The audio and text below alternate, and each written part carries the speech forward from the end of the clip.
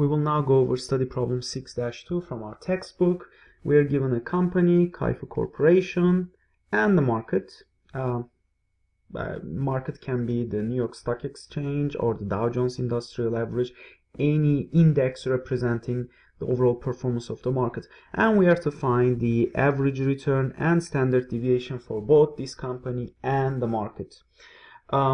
Obviously, we are provided with some historical data over the last 4 months for both our company and for the market. Therefore, we will be using the historical approach, not the scenario analysis that we have solved study problem 6-1. So in the historical approach, average return is quite easy to figure. All we do is to take arithmetic mean of the 4 past returns. So basically the expected return for our company Keown is equal to 4 plus 6 plus 0 plus 2, everything in percent, all divided by 4, because as I said, we have historical data related to the last 4 months. And as a result, we would get 12 over 4, 12% over 4, which gives us a 3% monthly return for our investment. Well, monthly return for Keown Corporation. In a similar way, we can calculate the expected return for the market. Will be not much different here. So we will have 2 plus 3 plus 1 plus negative 1%, all divided by 4. Obviously, plus 1 and minus 1 will cancel each other out. 5% divided by 4, and that should be a 1.25% market return. Now we are done with the first parts. Now in the second part, we need the standard deviations. So that part is a little bit more involved. I want to make sure that I can use the space given in, so I will just create 2 additional columns, one right to the right side of Keown and one to the right side of the market. So this way it will I will be able to use my space more effectively.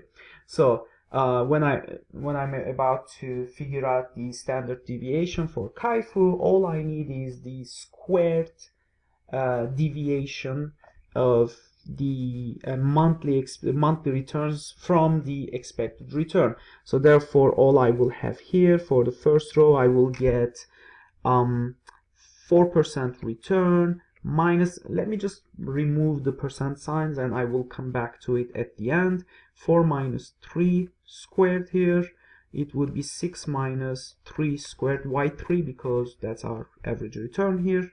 0 minus 3 squared here, and finally 2 minus 3 squared.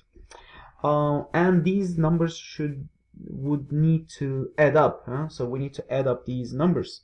Let me just create a little bit space underneath. So now going back to our calculation here, so our variance in this case, the variance first for Keown obviously would be equal to this long sum, 4 minus 3 squared. Actually, let me just go ahead and write down the result of the calculation here. So 4 minus 3 squared would be 1. So we have 1 squared plus 3, 6 minus 3 is 3, 3 squared plus 0 minus 3 is negative 3 squared plus negative 1 squared, all divided by, so now this one we need to be careful. We said we have 4 data about the last 4 months, but in the case of the historical approach, the variance for the variance or for the standard deviation, the number of periods should be -1 because we have a sample here. So sample standard deviation or sample variance would have to have this -1 here. Okay, so from that we get that 1 plus 9 plus 9 plus another 1, all divided by 3. That's basically 20%, 20 over 3. So let me okay, so let's just write it like this. So 6.67 percent, because we just squared the percent, so percent squared, let's say. And for the standard deviation, obviously it would be the square root of that. So this implies the standard deviation would be actually equal to 2.58%. 2.58% for Kaifu. In a similar way, let me use another color here. We can do the same thing for the market. We have 2 minus the market return was 1.25 squared.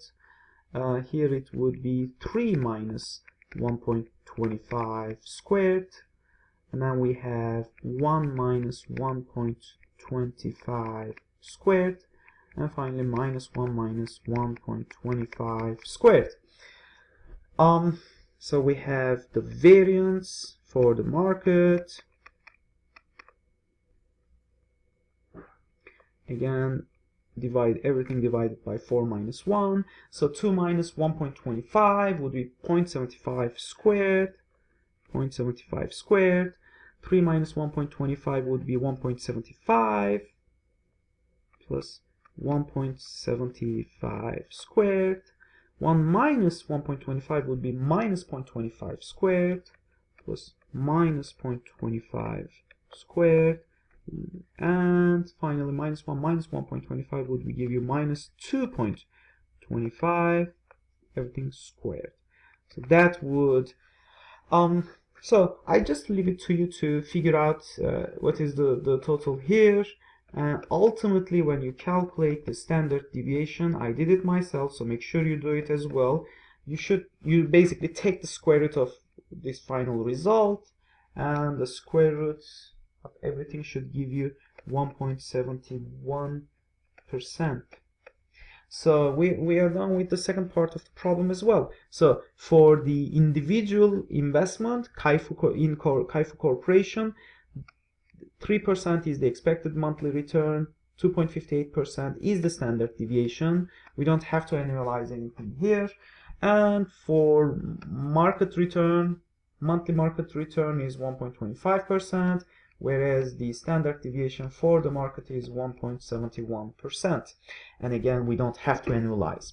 But just as a side note, if in the case of annualizing the expected return is very straightforward. You just multiply your result by 12. That's only an approximation, obviously. If you want to be more accurate, you need to use the features of our financial calculator regarding the present and future value calculations. For the standard deviation, things are a little bit different. To annualize a monthly standard deviation, instead of multiplying by 12, you multiply it by square root 12. Why? Because to annualize the variance, you multiply it by 12. Then when you convert it back to standard deviation, you take the square root, and that's why we are multiplying by square root 12. But as I said, the question does not particularly specify about the expected return or the standard deviation to be annualized, so we will not annualize those. We'll just leave them as they are. And that would pretty much complete the solution for our problem. Another side note is that comparing these two investments, which one is superior? Well, when we compare the expected returns, it looks like our individual investment in this individual firm, Kaifu, outperforms the market. However, when we look at risk, it turns out that the market is less risky than the individual firm. So in that sense, it's not obvious. So none of these investments in this individual firm versus the market dominates the other. So one is better in terms of return, in that case the company, and in terms of risk, investing in the market index is a better choice. As I said, that solves our problem and we are done.